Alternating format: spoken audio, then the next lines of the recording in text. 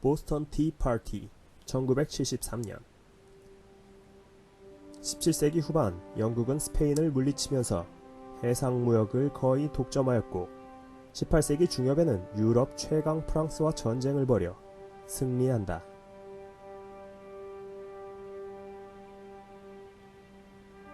영국의 한 역사학자는 이렇게 말하기도 했다. 전쟁이 끝나면서부터 영국은 더 이상 주변 국가들을 신경 쓰려고 하지 않았다. 즉, 영국은 더 이상 유럽의 한 국가가 아니었고,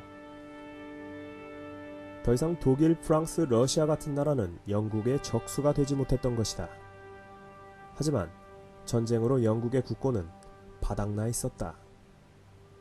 때문에 영국은 식민지에서 세금을 추가로 징수해 재정위기를 모면하려고 했다.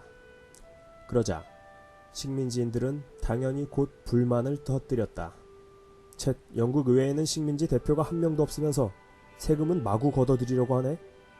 흔히 우리는 영국이 가혹한 세금을 거두려 하자 북미 식민지인들이 불만을 터뜨렸다고 알고 있다.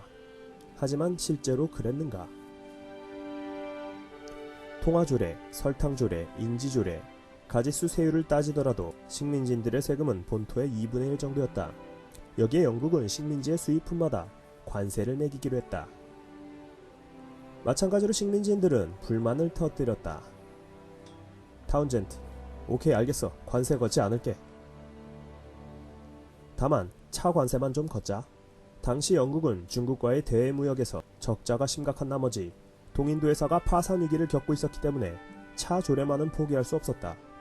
하지만 식민지인들은 이것조차도 반대하고 차 불매운동을 벌인다. 의회 대표 한 명도 선출 안 해주는 영국을 위해 세금을 납부할 수는 없다. 게다가 관세를 피하기 위한 밀수업자들의 차가 쏟아져 들어왔기 때문에 동인도 회사는 오히려 막대한 적자만 보고 말았다. 당시 관세 수입은 고작 3,500파운드였는데 매출 감소로 본 손해는 7,300파운드였지. 그야말로 긁어 부스럼을 만든 꼴이었다. 창고에는 언제 판매될지도 모르는 찻잎들이 가득 쌓였고 동인도 회사는 더욱 휘청거렸다. 안 와, 이렇게 된 거 어쩔 수 없다. 관세를 매기지 않을 테니 동인도 회사가 직접 식민지의 물건을 내다 팔아라. 그래서 동인도 회사는 직접 자기 선박에 차를 싣고 식민지의 보스턴항에 기항했다. 하지만 어떻게 소문이 났는지 사람들이 귀신같이 알고 나타나 차를 실은 선박으로 난입해 차를 수거하고 바다에 모조리 던져버렸다. 신분을 위장하기 위해 인디언으로 분장을 하고 말이다. 미국의 독립 1776년. 그러자 영국은 발칵 뒤집혔다. 항구를 폐쇄했고 식민지가 손해배상을 할 때까지 항구 폐쇄. 서둘러 군대를 파견해서 신대륙에 주둔시켰다. 이런 고얀 놈들. 이후 식민지인들은 자치운영에 전례 없는 도전을 받는다. 안 와, 그동안 잘 지냈는데 어쩌다 이 지경이 된겨?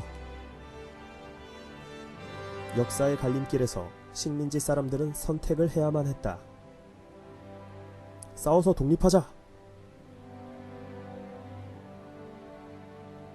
전쟁 반대.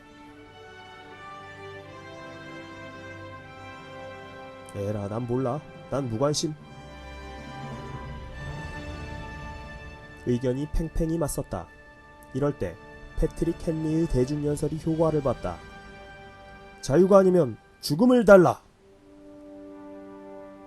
우리는 인구가 300만에 광활한 영토가 있음. 우리가 뭉친다면 적들에게 질 이유가 없다는. 그러고 보니 그렇긴 하네. 결국 1775년 4월 매사추세츠주 렉싱턴에서 첫 총성이 울리며 영국군과 식민지 민병대 사이의 전투는 시작된다.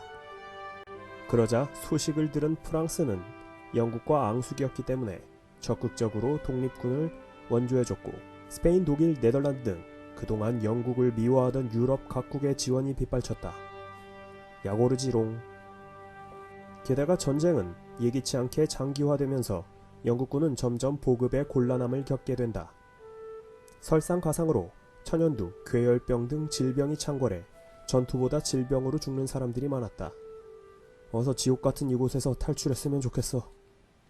결국 영국군은 자진 퇴각할 수밖에 없었고 독립전쟁은 민병대의 승리로 끝난다. 만세! 한편 1776년 7월 4일 13개의 영국 식민지는 독립선언서를 발표하고 미합중국을 결성한다. 당시 내용은 이렇다. 사람은 태어날 때부터 모두가 평등하며 누구나 생명권, 자유권, 행복을 추구할 권리가 있다. 그리하여 인류 역사상 최초로 근대적인 민주공화국이 설립되었고 곧 대통령제가 실시된다. 이후 유럽에서도 미국 독립혁명에 자극받아 시민혁명이 발발하였으니 미국의 독립전쟁은 현대 민주주의 역사에서도 매우 기념비적인 일이다. 미국의 역사가 짧다지만 민주주의의 역사는 그 어느 나라보다 길었다는